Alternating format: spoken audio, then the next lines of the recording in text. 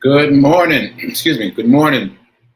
Happy Thursday. This is the 28th day of April. This is the 83rd episode of season 3 of the Be Your Own Hero show. HERO is an acronym. It means helping everyone reaps optimism. In other words, helping others helps you. I'm your host. I'm Sekouwrites. I am a professional creative, which means I do a lot of different creative things. And I'm also the creator of the Hero Ministry movement. And that's my effort to uplift and inspire people in general, and specifically the unhoused community.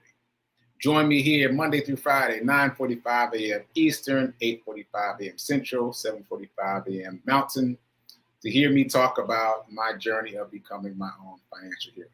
And if this show feeds you in any way, please like, please comment, most of all, please share, so we can spread the word about financial literacy for artists and retirees, which I know is an odd combination. Anyway, shout out to New Thought Media Network for allowing me the space and the opportunity in this platform to talk about my journey.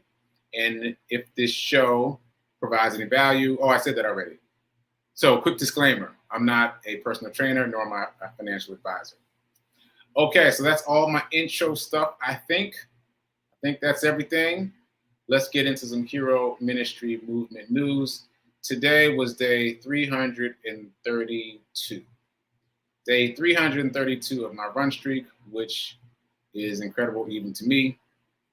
And I tallied up the miles the other day, but then I had technical difficulties here and I forgot to announce the miles. So I don't know exactly what my miles are today, but I do know that I have run more than, you ready for this? More than 960 miles. What? Coming up on 1,000 miles run. Incredible.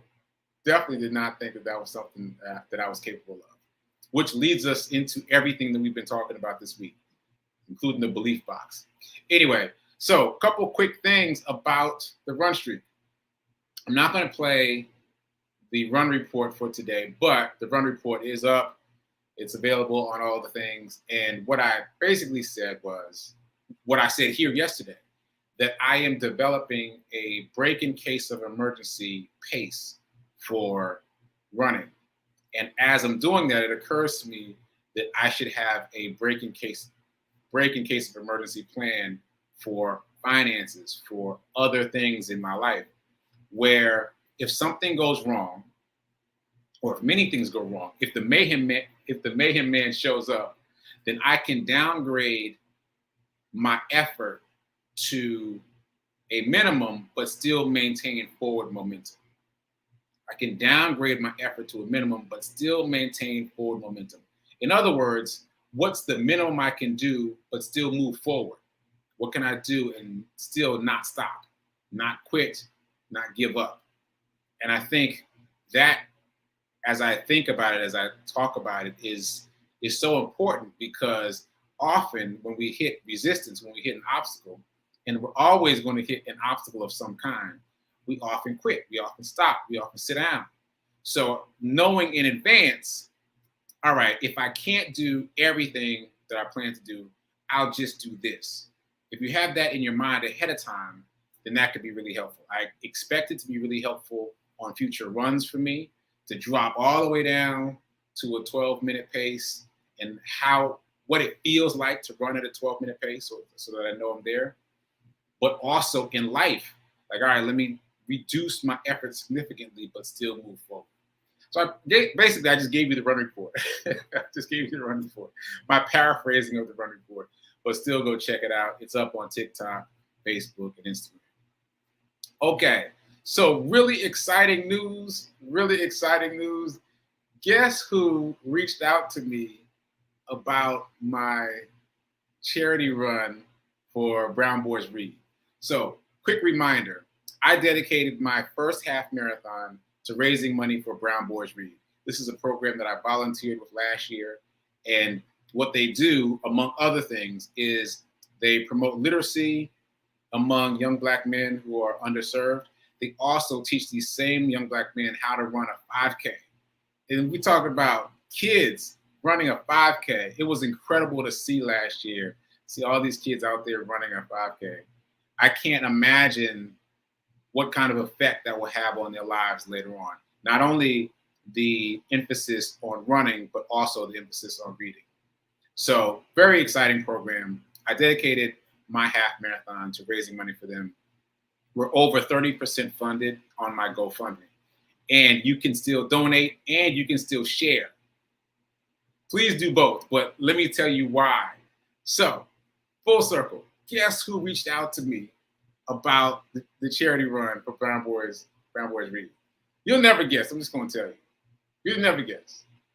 GoFundMe reached out to me. The company, GoFundMe. There's a representative at GoFundMe that was like, oh, I really appreciate what you're doing with Brown Boys Read. We're really excited about it. And I was like, wow. So I told her about Mr. Charles. And she was like, wow, we didn't even know about Mr. Charles. So I used GoFundMe to fund for Mr. Charles too.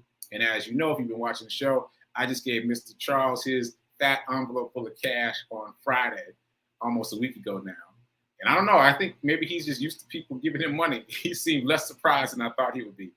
Anyway, so I'm very excited that GoFundMe has reached out to me and they're excited about what I'm doing. And so for that reason, even more, I got to get this funded. Like we got to get this funded, get it moving. So if you're unable to donate, please share, please get the word out. And on that note, I've got something to share with you. Yeah, I know, Tim, right? GoFundMe Corporate reached out. It's very cool. Shout out to Danielle. Also, I see you watching. All right, so I'm going to share my screen so you can see this video. And this is Demetrius Short. He is well, I'll let him tell you who he is instead of me trying to tell it. Here we go. There he is. And let me get this playing. And you can hear his message. Hello, Sekou and Hero Nation. It's Demetrius Short, the founder and CEO of Transformation Life Center and also the national captain of Black Men Run. I want to personally thank you and inspire you to give to our Black Men Run Brown Boys Read initiative. It is all about literacy, leadership, and the health and wellness of 2nd through 5th grade Black and Brown boys living in the underserved communities. We go into their environment and we inspire them to love reading through the love of writing. And we want to expand this program in the coming years. Every week we are getting a call, how can we get Brown Boys to Read? Well, guess what? With your donation, we can help expand and get in front of 25 to 50 more young men in the coming year. Thank you for your donation. Click that link and thank you on behalf of Transformation Life Center and Black Men Run. He's good, right? He's good. You may have seen me interview Demetrius before on Living Life and Joy. I interviewed him. So he's really good. As you heard him say, he is the local captain for Black Men Run. He also created this program called Brown Boys Read. And they do so much for these young Black men. They also, he didn't mention, they provide them with brand new sneakers, brand new clothes. Like it's really, really an amazing program. And the link to donate is just herocharityrun.com. There was some confusion. Some people couldn't find the link, so I created a very simple URL that will take you to the GoFundMe. So herocharityrun.com will take you directly to this particular GoFundMe. You can make a donation there so that we can impress the GoFundMe team and maybe something else will happen from that. So very excited. And you can share that video. I've already posted it on social media, the video of Demetrius Short. So you can just share that video as an easy way to get other people interested and involved. So let's show out. Oh, and by the way, he called us Hero Nation. He made that up himself. I like that. I really like that. So we are now the Hero Nation. What? I like it. All right, Hero Nation, let's get to it. Let's impress GoFundMe and see what happens after that. What happens next? Okay, so let's get into this Dice Roll Challenge. Just recapping, thus far, Monday, I'm actually looking at the dice because I kept them face up. So Monday, $2, Tuesday, $3, Wednesday, $2 again. And now Thursday, let's do the dice roll. $4. $4 today. Okay, 2, 3, 2, and 4. Right? For those of you who wanted to keep track throughout the week, 2, 3, 2, and 4. Today's roll is 4. The idea is to take $4 out of circulation and transfer that money into an account that is earmarked for investing, or put those $4 into an envelope or a jar or wherever you want to put it, but do it consistently. Set aside that money, take that money out of circulation and earmark it for investing. All right. The number one excuse for people not investing is I don't have money to invest. This solves that problem. Another thing you can do, quick sidebar, is you can gather up your change at the end of the year and convert that into dollars and invest it instead of buying something with it. A lot of people do that and they buy something with it, or they buy Christmas gifts or whatever. Use that money and invest it. So it's money you already have. Just convert it, invest it. Okay, that was my quick sidebar. Okay, so Dice Roll Challenge, Morning's In. Morning's In. So I've been talking about the original 7-Day Mental Diet, which I don't see right now. But anyway, the original 7-Day Mental Diet was by Dr. Emmett Fox. Fantastic book about mindset and becoming aware of the frequency of your negative thoughts. And I mean frequency as in a lot. Well, actually frequency as in a lot, but also frequency as in vibration. Yeah, in terms of both. Because what happens is we don't realize how often we have negative thoughts. Like we let ourselves go on a lot of knee-jerk negative thoughts. But when something really big happens, like I like to use the one of getting a flat tire. Like you get a flat tire, but you are able to comport yourself with a positive disposition. But you're annoyed about the people taking too long in front of you in the drive-thru, or the clerk taking too long at the restaurant. Wait a minute, is it a clerk at a restaurant? No, it's a waitress at a restaurant. But you get my point. We let ourselves off the hook too often for these small negativities. And both the 7-Day Mental Diet and the 30-Day Mental Diet, 2 different books by 2 different authors, helped make me aware of that. And so I'm inviting you to do the same work. So the exercise that we've been doing all week, and if you've been doing it, you've already seen how much willpower it takes. The exercise we've been doing all week is becoming aware of these small negative thoughts and then just brushing them off. And the example from the book is brushing off like the embers of a flame landing on your jacket. Brush it off. Brush it off, meaning don't dwell, don't engage, don't go down the rabbit hole, don't start Googling stuff. You hear negative news, just brush it off. You think a negative thought, just brush it off. Right? So that's the practice. So I hope you've been doing that. If you have, I've got another level up for you. The next level up is start keeping track. Like, you know how when you walk into a building sometimes, into a party, there's somebody standing by the door hitting a little clicker? Start doing that with the number of times you have negative thoughts. Just do a little check mark, little hash mark, put something in your phone, but start counting the number of negative thoughts you have in a day. Homework.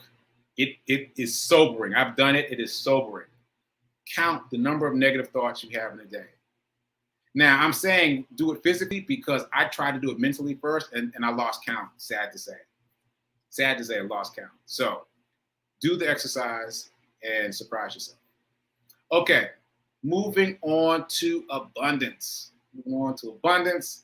Let's do an affirmation, the usual affirmation, and then let's talk about a couple things. So here's our affirmation. We're going to do it twice as usual. I am so happy and grateful to be a multi-millionaire in every area of my life. And then a second time with feeling so that your emotions communicate to your subconscious that this is your actual state of being. I am so happy and grateful to be a multi-millionaire in every area of my life. Okay, I've got an exercise for this too. I was going to save it for the end, but let me give it to you now. Believe it or not, I got this exercise from a stock trader, actually a Forex trader, but that's a distinction that we don't need to worry about right now. Basically a stock trader, not from a guru, not from a monk, not from a thought leader, from a stock trader. But this is what you do. When you know that you're going to go to sleep, you make a fist. Make a fist. And as you're drifting to sleep, try to keep your awareness on your fist. And when your fist starts to relax, that's when you know that you're drifting into la la land, right? At that moment, you think the word wealth. Wealth. Now, what you're doing is you're implanting that idea into your subconscious. Like you're moving out of beta into alpha in terms of brainwave activity. And you want to implant that idea of wealth right there and let it grow. Now, oh, wait, I was going to say something and I lost my train of thought. Well, I'll just move on from there. The reason that you want to implant it in your subconscious is so that you get past your own resistance to that idea. Like sometimes, I've heard this said by people, sometimes when people use an affirmation, they hear a voice inside them argue back. Like, for example, for random example, I'm wealthy and happy. And there's a voice that argues back and says, no, you're not. You're not wealthy. You're not happy. Now, I've heard people talk about this.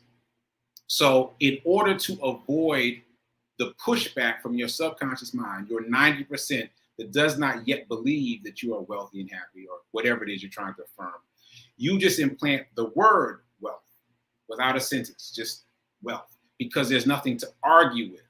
You're just implanting the idea of wealth.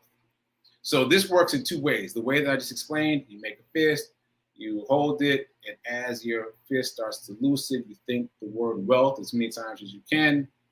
Also, it works in terms of your waking day. Throughout the day, just think the word wealth. Not a whole affirmation, just a single word, because that single word will slip past your subconscious defenses, that sense of pushing back against your idea of being wealthy. Just the one word will get by because it's just a word. There's something about phrasing it in that way that enables it to slip past the defenses of your subconscious. So that's the exercise. Make a fist, hold it as it starts to loosen, think wealth. Also throughout the day, think wealth. So it's a lot of homework today, huh? There's that, and then also keeping track of your negative thoughts. I hope you can do all that. If not, pick something, but do some homework. Moving on. So I did the affirmation twice. Quick reminder, if you only spend, you'll stay poor. If you only save, you'll stay middle class. If you want to become wealthy, you must invest. It is not optional. Okay, so I hope Nan and Linda are on because I'm about to get back into the Sam's Club thing. I've been thinking about it all night and all morning, and I'm so excited to circle back to Sam's Club. For those of you just joining us, let me just turn this fan off, it's getting a little cold. So for those of you just joining us, I have created this analogy of Sam's Club like the stock market. In other words, there are dangerous items for sale at Sam's. You know this already. They sell guns, they sell knives, they sell propane tanks, they sell all manner of things which are dangerous. Right? Factually dangerous. But there's no one standing outside of Sam's saying, hey, don't go in there because it's dangerous. No, you go in there, you exercise your options, you exercise free choice to choose things that are not dangerous. So I've likened this to the stock market in that the stock market has some things in it, some financial instruments in it that are dangerous, financially dangerous. But there are also many other things that are very beneficial.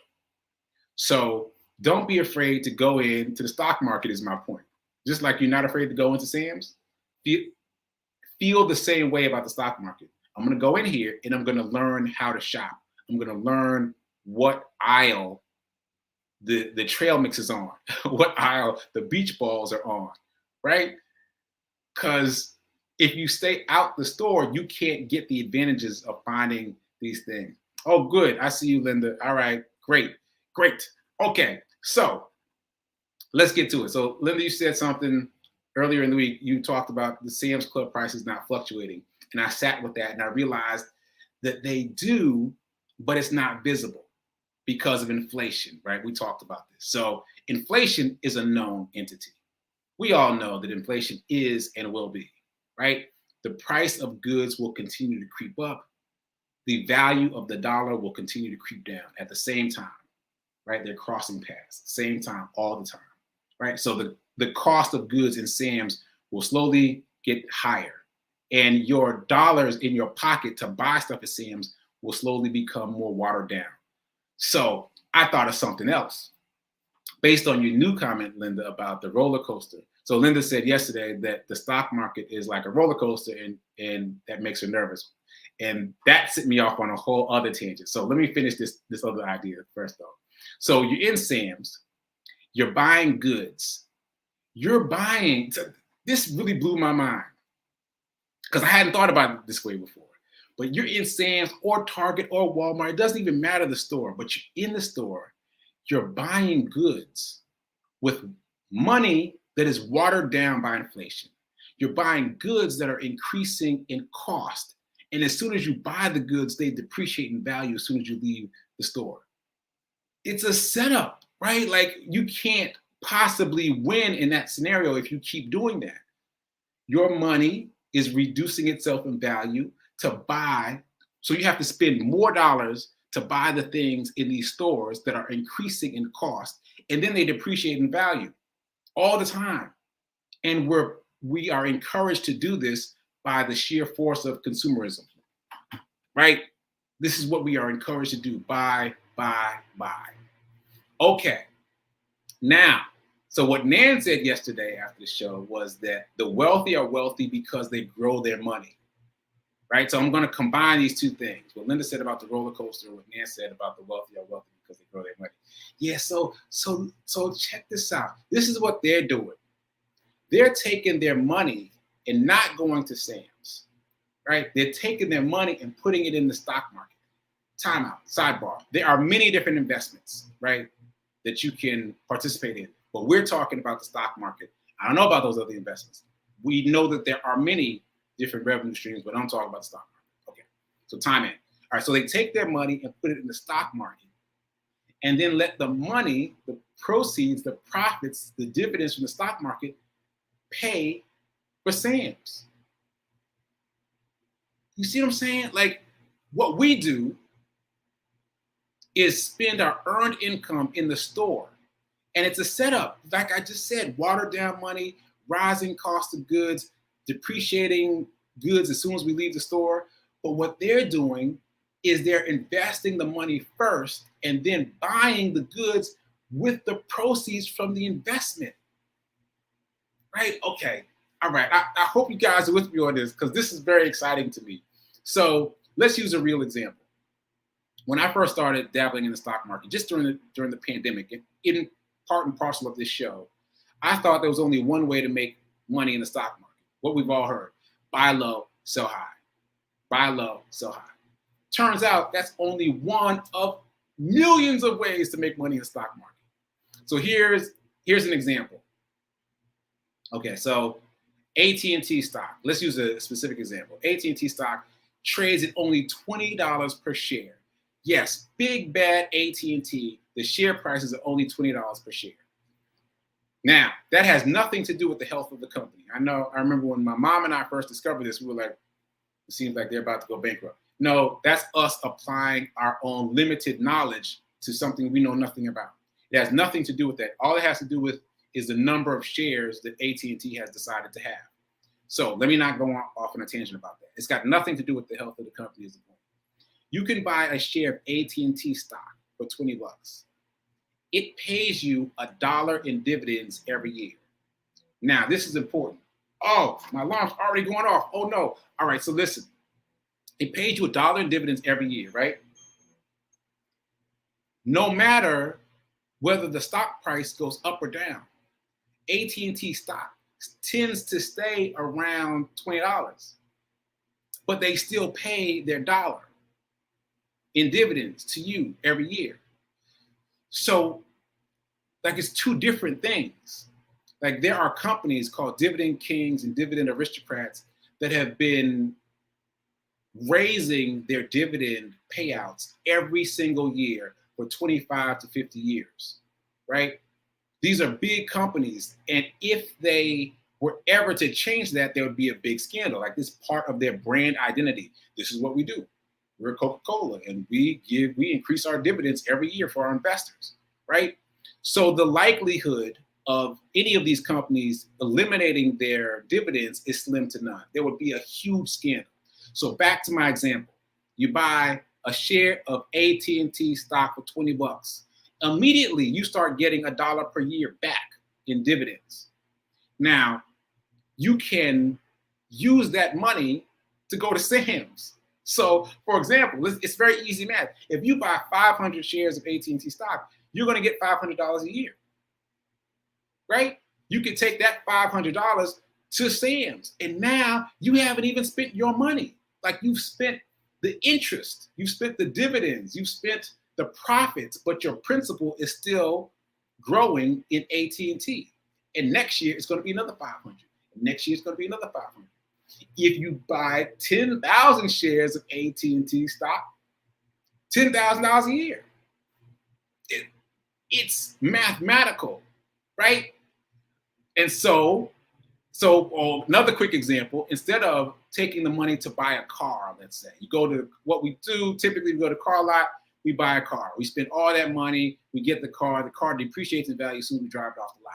Not the rich. Rich will go take the amount of the car, stick it in the stock market, let's just say it's in AT&T stock, and then buy the car with the money. So let's just say car is $15,000. Well, let's say you buy 15,000 shares of AT&T stock. Now you've got $15,000 per year coming to you. You divide that by 12, that's going to cover any car note you want, right? And your principal is still in the stock market, sitting there. All right. I'm really excited about this. And I know when I get excited, I start saying a lot of things at the same time. I hope that's tracking, but I want to get to this roller coaster thing. Because I feel you, Linda, on the roller coaster thing. I felt the same way. I was consulting with a stock trader earlier this week. Again, for this show, learning as much as I can. And while we were on the Zoom, something happened. The stock market just fell precipitously, just straight down, nothing but red. And I was fearful immediately, like, oh, right? And he said, I never forget the way he phrased it. He said, the market is reacting to something, like it's a person or entity or dog. The market's reacting to something. No emotion. The market's reacting to something. And then while I watched him, he put in a trade on the downstroke, on the red, on the precipitous, like cliff-like drop. And I was like, what are you doing? Like, it's all red. It's all negative. You know what he said? You can make money on the downstroke and the upstroke in the stock market. What? All the stock market does is goes up and down. You can make money both ways, and what's there to be afraid of? This is what really put it into perspective for me. This is a different person, not that guy, but a different person said this. So a surfer goes to the beach. He needs two things. He needs a surfboard and what? Waves, right? Surfboard and waves, right? Waves is volatility. You got to ride the wave to get up on your surfboard and ride the wave. It's the same thing in the stock market. You can't get up on your surfboard and ride the wave to wealth if there's no volatility. The up and down in the stock market is just waves. And you can make money both ways. What? So all you're seeing when you see the red lines and the green lines, all you're seeing is waves. If you shift your perspective, you shift your mindset, you're looking at waves. You're looking at money being made over and over again. And if you learn how to surf, then you can ride both of those waves up and down. Incredible. That's just this week I learned that. Okay. All right. I ran out my time getting excited about this, but it's really mindset. It all comes back to mindset. It is no accident that all of us have been socialized to be afraid of the stock market. That's no accident. But once you learn that it's like Sam's, like there are things in there that are harmful, but there are also lots of things that are not harmful. There are ways to play the game that don't have anything to do with buy low, sell high. You can buy AT&T stock tomorrow and start making $1 a year, and you can just build that up. You can ride the wave up and ride the wave down. Once you understand that there are a million different ways to make money in the stock market, it starts to shift for you. So my definition of mindset is looking at the same information, but seeing something new. So now, from now on, after this week, when I see the red and green lines of the stock market, I am going to see waves. I'm going to see a surfer trying to catch a wave. And that makes it much less intimidating and much friendlier. So I hope that makes sense. It made sense to me. When he said the thing about the surfboard, it clicked for me. So I hope it clicked for you too. All right. So anyway, I've been dragging a little bit since my half marathon on Saturday. I'm going to take off Friday and Monday. I'm going to play pre-recorded shows that resonate with what we're talking about now. I'm going to play the episode from day 55 of my run streak, which was a very interesting day, and day 68 of my run streak, which was also a mind-blowing day. So please tune in tomorrow and Monday to watch those while I recuperate a little bit. I've gone well over my time today. Oh, I see a big comment from Linda, so I'll read that after we close. I'm very curious to see what you have to say. But now it's time for prayer time, and then after that, it's time for a sickness prayer of Melissa. I'll be back on that show today.